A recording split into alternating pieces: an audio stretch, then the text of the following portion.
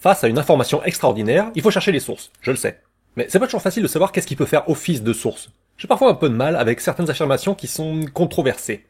Aujourd'hui, je vais essayer de vous montrer pourquoi, dans certains cas, quand c'est possible, il est préférable de se fier aux publications scientifiques plutôt qu'aux déclarations de première main. Comme à chaque fois, je vais prendre un exemple. Ici, c'est un inventeur ardéchois qui a inventé une machine à énergie libre. Mais c'est juste un exemple, pour vous montrer que certaines critiques qu'il reçoit des sceptiques ne sont pas valables. Un exemple pour vous montrer quelle est la méthode que je pense être la meilleure pour se faire une idée sur ce genre de sujet. Ensuite, on appliquera ça à plein d'autres cas. Je vais commencer par essayer de suspendre mon jugement pendant le temps de l'étude, en mettant de côté mes préjugés sur le sujet. C'est parti. Dans le 19-20, à la une de l'actualité en Rhône-Alpes, l'invention d'un ardéchois qui, de l'avis des spécialistes, s'annonce révolutionnaire pour notre quotidien. À Vals-les-Bains, un chercheur indépendant a mis au point un petit réacteur à résonance qui produit plus d'énergie qu'il n'en consomme. Réacteur à résonance, énergie. À l'oreille, ça sonne tout à fait scientifique. On pourrait donc s'attendre à avoir plein de publications scientifiques sur le sujet. Mais non, cette découverte s'obstine à rester uniquement dans les médias. Question. Peut-on réellement produire de l'énergie libre aussi facilement? Comment évaluer la fiabilité de cette découverte en termes de preuves? Il a inventé un réacteur à résonance, une innovation qui fait beaucoup de bruit. Jean-Christophe Dumas est un passionné de physique, de chimie et d'électronique et il a mis au point chez lui, à Vals-les-Bains en Ardèche, un objet qui pourrait bouleverser notre quotidien, une révolution en matière de production d'énergie. Ce monsieur est un amateur passionné, un chercheur indépendant. C'est pas un scientifique professionnel. Mais moi, j'ai aucun problème avec ça. C'est déjà arrivé plein de fois qu'un amateur découvre un truc révolutionnaire. Ce serait un raisonnement biaisé que d'écarter une découverte en se basant uniquement sur les titres ou les diplômes du gars. Moi, tout ce qui m'intéresse, c'est les preuves qu'il peut apporter pour étayer son propos. Qu'il bosse dans son salon n'est pas un argument pour rejeter cette découverte. Une boule métallique reliée à deux fils électriques immergés dans une eau à température ambiante. L'appareil ne paye pas de mine mais représente une véritable révolution énergétique. Bon, je vais lancer l'appareil. Donc au bout de quelques secondes, 5-7 secondes, on a un dégagement de vapeur. La réaction est quasi instantanée, alors que l'eau et la boule métallique restent froides. L'invention de Jean-Christophe Dumas peut être qualifiée de rupture technologique. Elle produit plus d'énergie qu'elle n'en consomme. Pour 1 watt utilisé, l'appareil restitue 1 watt 16. De quoi imaginer un vaste champ d'application. La création d'énergie à partir de rien, ça va à l'encontre de tout ce qu'on connaît en physique. C'est théoriquement impossible, car c'est contre le second principe de la thermodynamique. Mais moi, j'ai aucun problème avec ça. C'est déjà arrivé plein de fois d'être face à un effet physiquement impossible selon les connaissances de l'époque. Et qu'il faille se rendre à l'évidence, c'est la physique qu'il faut changer. En 1905, on mesurait la vitesse de lumière et son comportement était complètement à l'encontre des principes de base de la mécanique. Eh bien, Einstein a proposé de nouvelles théories physiques, en changeant complètement notre définition du temps. C'était physiquement impossible, on a donc changé la physique, parce que les preuves étaient solides. Que ce soit physiquement impossible n'est pas un argument pour rejeter cette découverte. À partir du moment où j'évapore de l'eau tout de suite, je peux désaliniser de l'eau de mer. Donc, je peux créer des systèmes de chauffage, puisque je fais bouillir de l'eau instantanément, la stérilisation médicale, l'agriculture, l'extraction. Enfin, les applications, il y en a autant que de gens qui font bouillir de l'eau. Je dois reconnaître, si cette invention marche, c'est vraiment une nouvelle extraordinaire. Avec une énergie libre et infinie, plus de problèmes énergétiques, plus besoin d'extraire du pétrole, du coup plus de rejet de gaz à effet de serre, du coup plus de problèmes climatiques. Sans contrainte énergétique, on va pouvoir synthétiser toute la nourriture qu'on veut, fini la faim dans le monde, à nous les voitures volantes et la conquête spatiale. Moi, j'ai aucun problème avec ça. Mais les conséquences que ça aurait sur notre société si c'était vrai, c'est pas une preuve que c'est vrai, ni du contraire. Pour le moment, la seule question qui m'importe, c'est est-ce que cette machine produit de l'énergie libre ou pas? Que ça change complètement notre société n'est pas un argument pour rejeter cette découverte. Contacté par plusieurs grands groupes pour racheter son invention, Jean-Christophe Dumas s'y est opposé. Mieux, il a décidé de la dévoiler dans son ensemble avec un schéma de montage sur Internet. Cet appareil a un potentiel de recherche et développement qui pourrait apporter une solution énergétique de complément. Donc je me suis dit, vu la situation dans laquelle on est au niveau énergétique, est-ce qu'il ne serait pas préférable de chercher de faire de l'argent à tout prix, de donner ça à tout le monde, tout simplement. Résultat, depuis sa mise en ligne il y a 10 jours, plus de 80 000 personnes se sont intéressées à l'invention de Jean-Christophe. Aujourd'hui, il l'ignore, mais grâce à son idée et son altruisme, une révolution technologique est peut-être lancée. Ce monsieur a réellement l'air sincère, altruiste, il ne cherche pas à faire de l'argent avec son invention. Mais la bonne foi n'est pas un argument.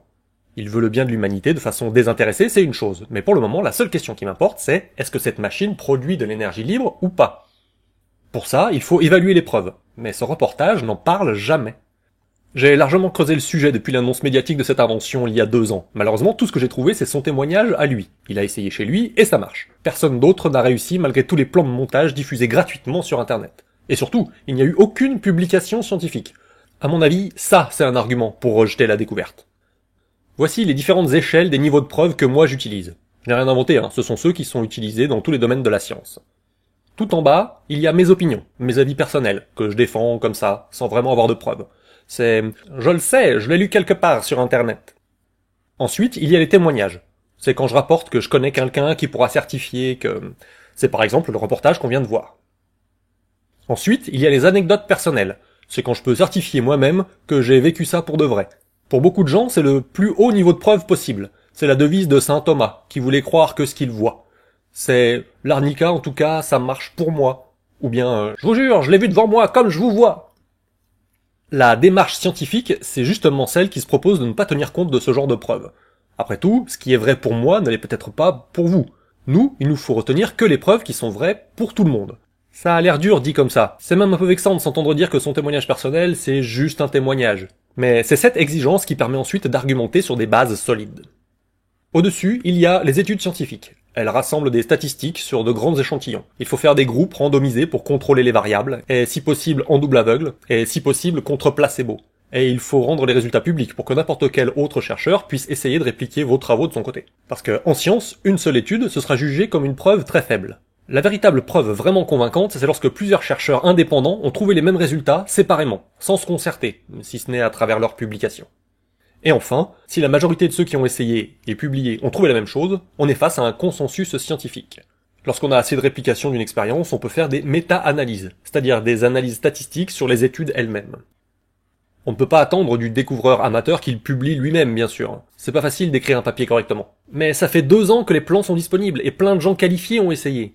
Nous autres, qui ne sommes pas scientifiques, on a souvent une idée très vague du fonctionnement interne de la science. Avant la mise en place du système des publications scientifiques, chaque chercheur redécouvrait sans cesse quelque chose qu'un prédécesseur avait déjà découvert avant lui. Ben oui, comment aurait-il été au courant? Chacun écrivait son manuscrit, et il y avait qu'un seul exemplaire.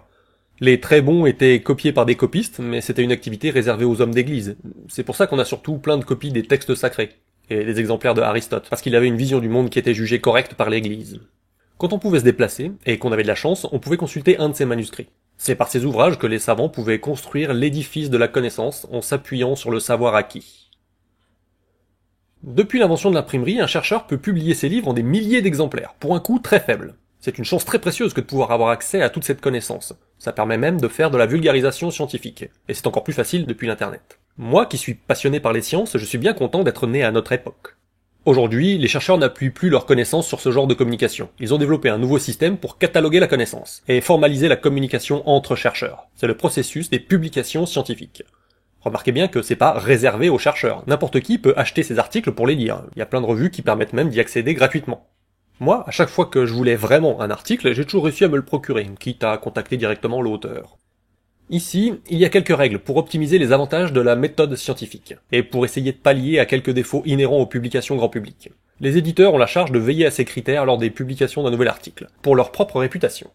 Il faut que ce soit en anglais, afin qu'un maximum de collègues à travers le monde puissent vous lire. Enfin, vous pouvez toujours publier en swahili, mais personne ne prendra la peine de vous lire, c'est pas très efficace.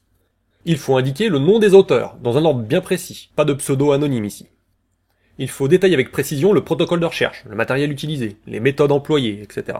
Afin que d'autres chercheurs puissent essayer de reproduire votre expérience de leur côté, juste en lisant la publication, sans avoir à vous contacter personnellement pour des détails. Il faut ajouter une bibliographie très précise, afin que chacun puisse retrouver facilement les sources qui sont citées dans la publication. La critique des autres publications est de mise. Ça peut paraître cruel, mais c'est la base de la démarche scientifique. C'est ça qui fait sa puissance. Mais il faut critiquer uniquement les méthodes et les conclusions scientifiques des autres publications. On ne critique jamais un auteur personnellement.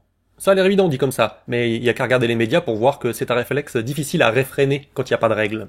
Le système des publications scientifiques est pas sans défaut, tout le monde le reconnaît. Je vous parlerai un jour du problème de l'effet tiroir. Mais il a malgré tout d'immenses avantages, comme les éditeurs doivent préserver la publication de tout conflit d'intérêts, personnel ou financier. Alors je sais, vous pouvez facilement trouver des contre-exemples, où des chercheurs ont essayé de cacher les financements de l'industrie.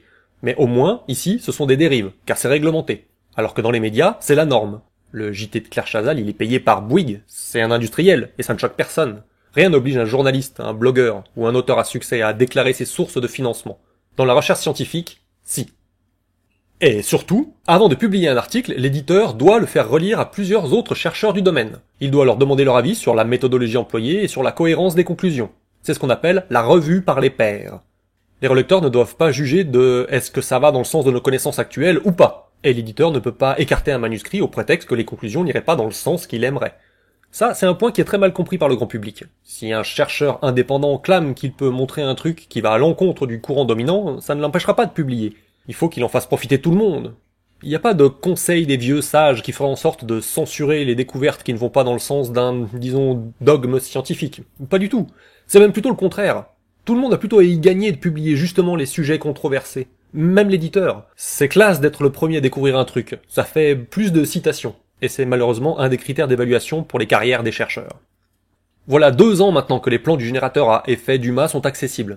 Les médias font du buzz, mais personne n'a réussi à reproduire le résultat. Et aucune application industrielle n'a pu être proposée. Vu que le dispositif coûte quasiment rien à fabriquer, si ça marchait, on se les arracherait. Du coup, jusqu'à l'apparition de nouvelles preuves, je vais me refaire une opinion. L'effet Dumas, ça marche pas. Je le reprécise encore une fois, je ne veux pas dire que la science a toujours raison sur tous les domaines. Bien au contraire, il y a plein de publications qui ont dû être retirées après coup, parce que en fait, elles ne suivaient pas les règles. L'étude de Andrew Wakefield sur les liens entre les vaccins et l'autisme, par exemple. Retirée, à cause de malhonnêteté des résultats et conflits d'intérêts. L'étude de Jacques Bénéviste sur la mémoire de l'eau. Retirée, à cause de biais méthodologiques et de conflits d'intérêts. L'étude de Gilles-Éric Serralini sur les dangers des OGM. Retirée, à cause de biais méthodologiques et de conclusions hâtives. Moi, je trouve pas que ces retraits sont des preuves que le système est foireux. Au contraire, c'est plutôt un signe que le système finit par faire un tri, pour ne garder que ce qui marche. En tout cas, sur ce genre de sujet, ça marche mieux que dans les médias. Car lorsqu'il y a des dérives, c'est souvent au niveau du traitement médiatique de ces sujets que ça se passe. Les scientifiques sont souvent très humbles sur leurs conclusions, mais lorsqu'un média grand public présente le truc avec ces mots, ça devient vite une course au sensationnalisme. Ce que je dis, c'est que lorsque vous avez 2 points de vue à départager, il est préférable de retenir celle qui a le niveau de preuve le plus élevé. Par exemple, d'un côté, le réchauffement climatique n'est pas dû à l'activité humaine, voire c'est carrément une imposture. D'un autre côté, nos rejets de gaz à effet de serre provoquent un dangereux réchauffement climatique. Moi qui suis pas un expert du sujet, il me faut trouver un moyen de préférer l'un à l'autre. C'est important parce que c'est l'avenir de notre planète qui est en jeu, et ça va donc conditionner mon prochain vote politique aux élections. L'un est l'opinion d'un auteur de livres à succès, l'autre est le consensus de toute une communauté scientifique qui s'appuie sur des centaines d'études en climatologie, sur des dizaines d'années. Il me paraît raisonnable de retenir le second.